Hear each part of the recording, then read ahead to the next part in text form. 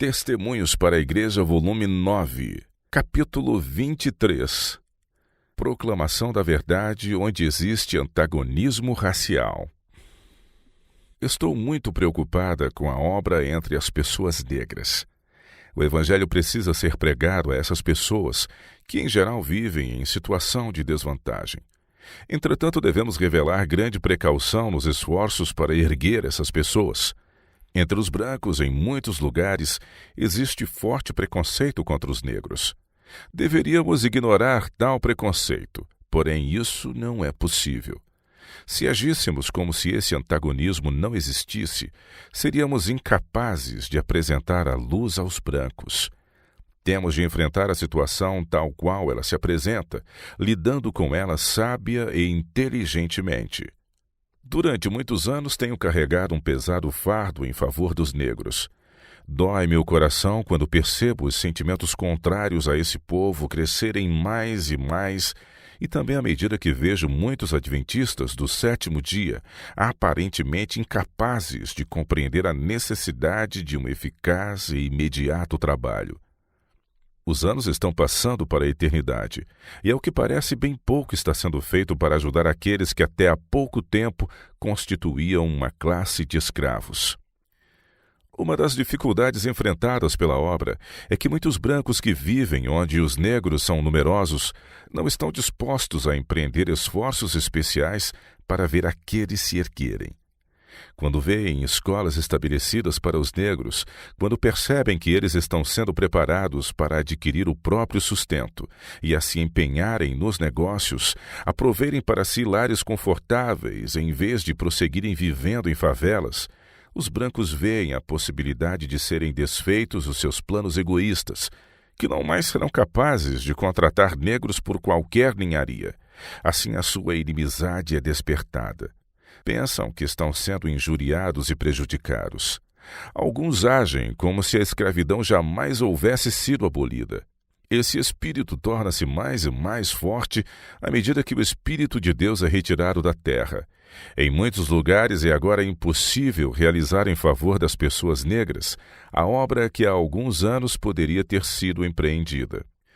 Muito mais poderia ter sido realizado pelo povo da América do Norte se esforços adequados em favor dos escravos libertos houvessem sido postos em prática pelo governo e pelas igrejas cristãs logo após a emancipação.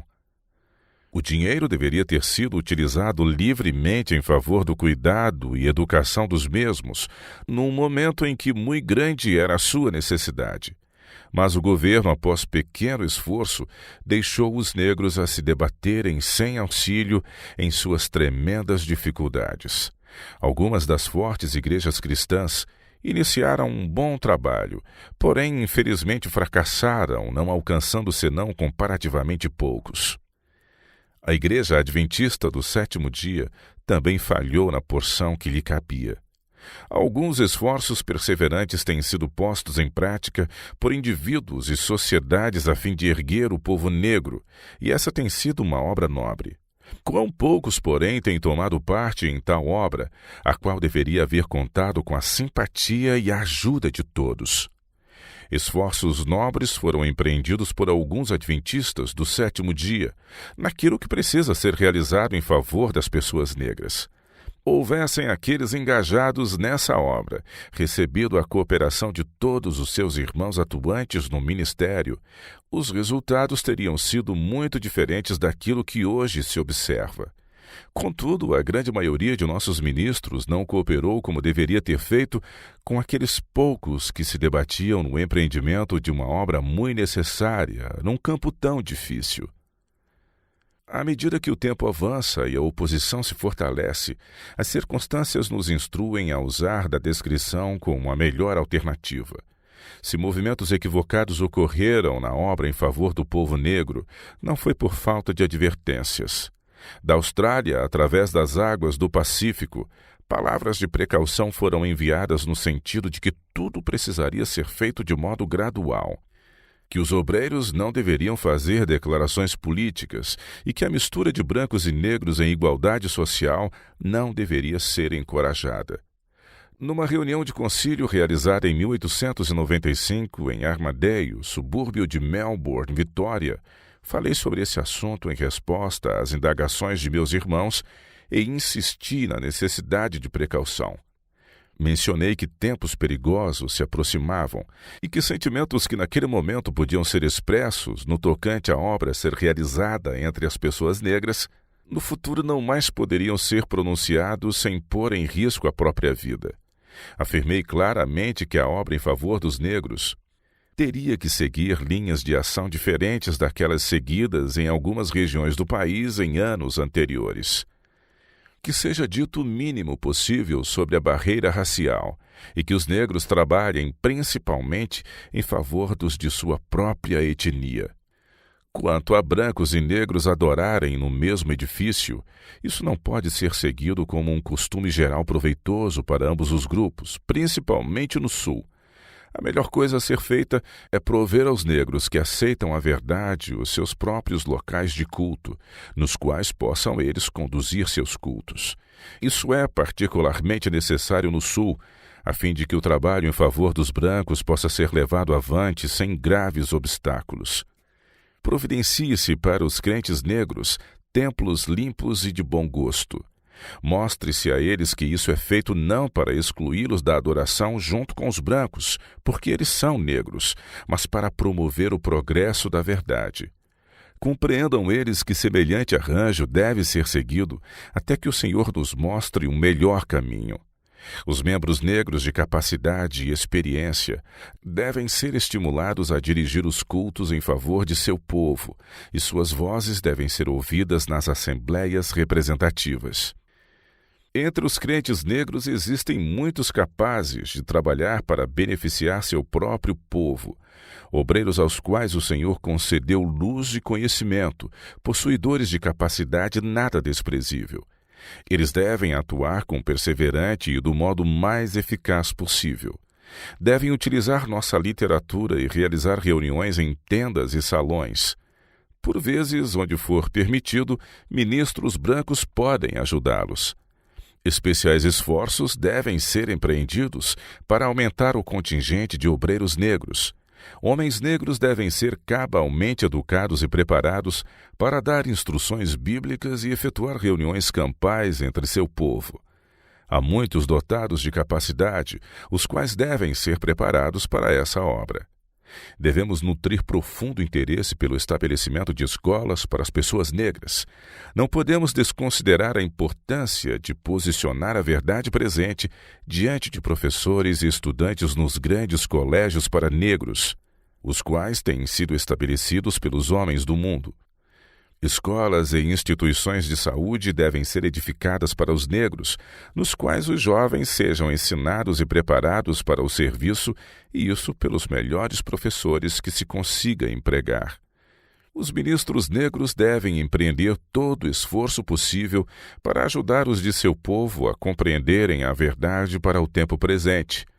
À medida que o tempo avança e aumentam os preconceitos raciais em muitos lugares, tornar-se-á quase impossível obreiros brancos trabalharem em favor dos negros.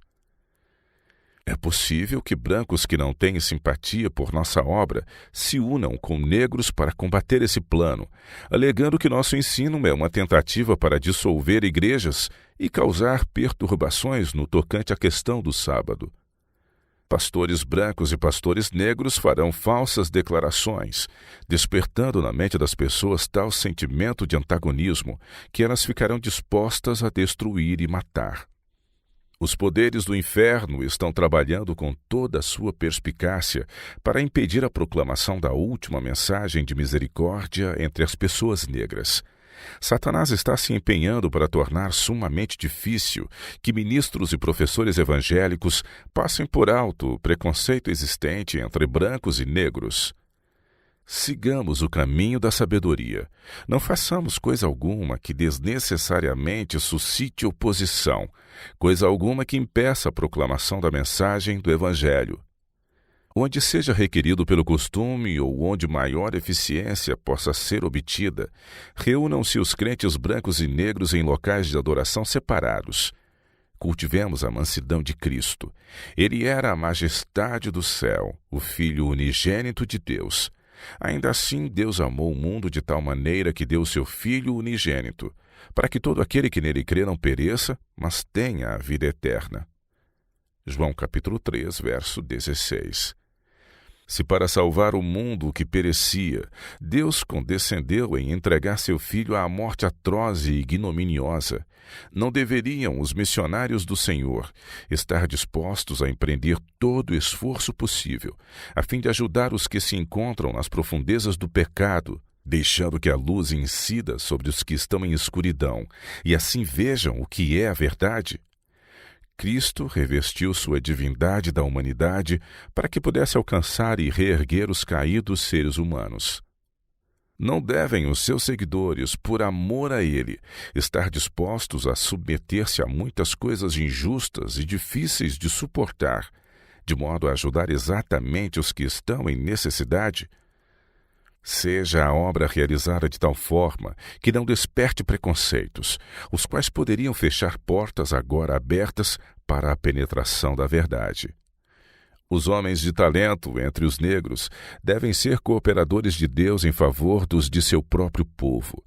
Assim terão por vezes a oportunidade de apresentar seu testemunho nas reuniões em tendas e em grandes assembleias, alcançando dessa forma muitas pessoas. Tais oportunidades surgirão à medida que o campo sulino for trabalhado, apresentando-se o alto clamor. Quando for derramado o Espírito Santo, haverá um triunfo da humanidade sobre o preconceito em buscar a salvação de todos os seres humanos. Deus dominará as mentes, os corações humanos amarão como Cristo amou, e a barreira da cor será considerada por muitos de maneira bem diferente daquela em que é considerada agora. Amar como Cristo ama eleva a mente a uma atmosfera pura, celestial e altruísta. Quem se acha intimamente ligado a Cristo é elevado acima do preconceito de cor ou casta. Sua fé apodera-se das realidades eternas. O divino autor da verdade deve ser enaltecido. Nosso coração deve encher-se da fé que atua por amor e purifica o coração. A obra do bom samaritano é o exemplo que devemos seguir. Não devemos agitar a questão da linha de atuação em favor dos negros, pois isso faria aumentar o preconceito e levaria a uma crise. A luz da mensagem do terceiro anjo deve ser levada aos que necessitam de luz. Devemos agir de modo calmo, quieto e fiel, confiando em nosso irmão mais velho. Não devemos agitar-nos em definir com exatidão o que vai ocorrer no futuro no tocante à relação que deve ser mantida entre brancos e negros. A verdade para o tempo presente deve ser proclamada diante de milhares nos estados sulinos. O caminho deve ser limpo, tanto quanto possível, de todo fator obstrutivo.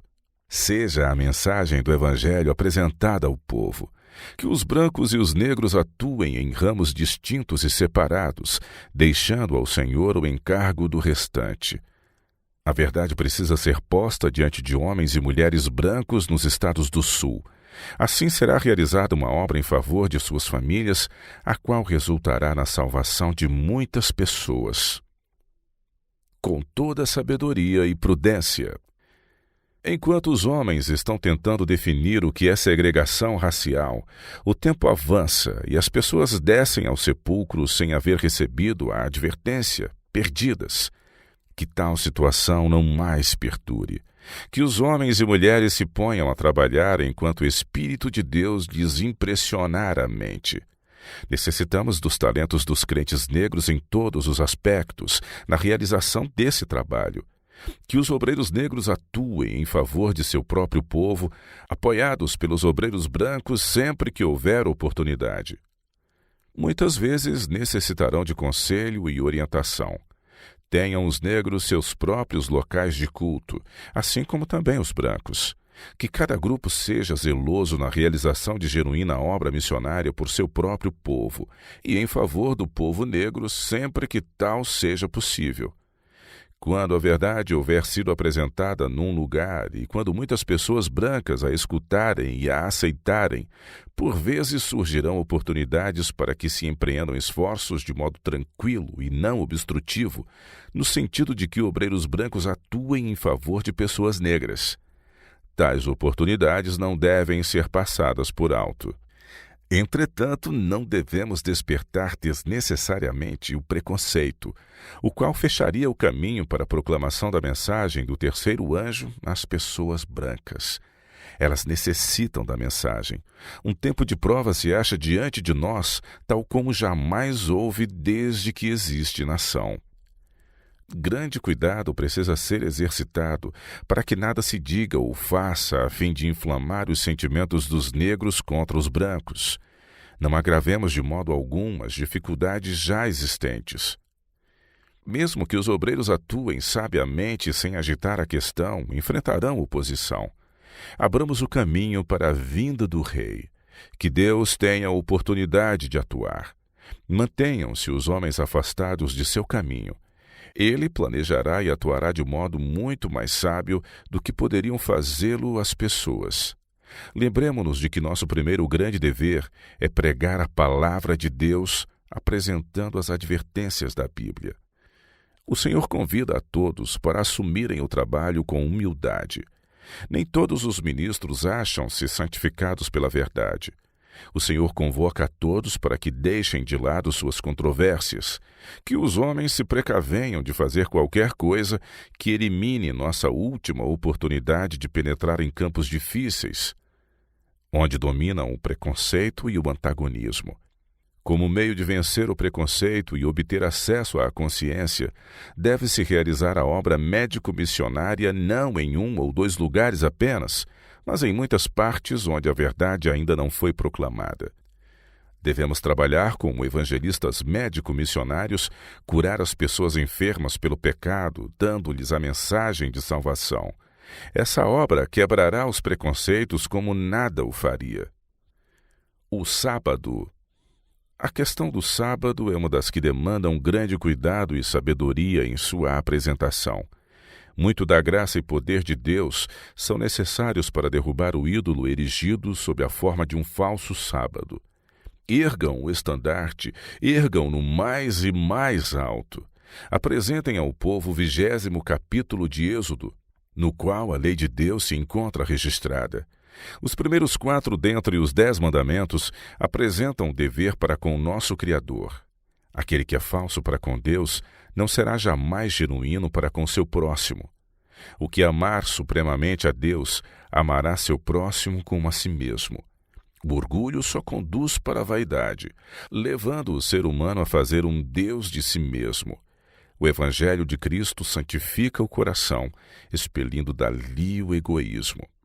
Lembra-te do dia do sábado para o santificar. Êxodo 20, verso 8. O sábado foi instituído no Éden depois de haver Deus criado o mundo.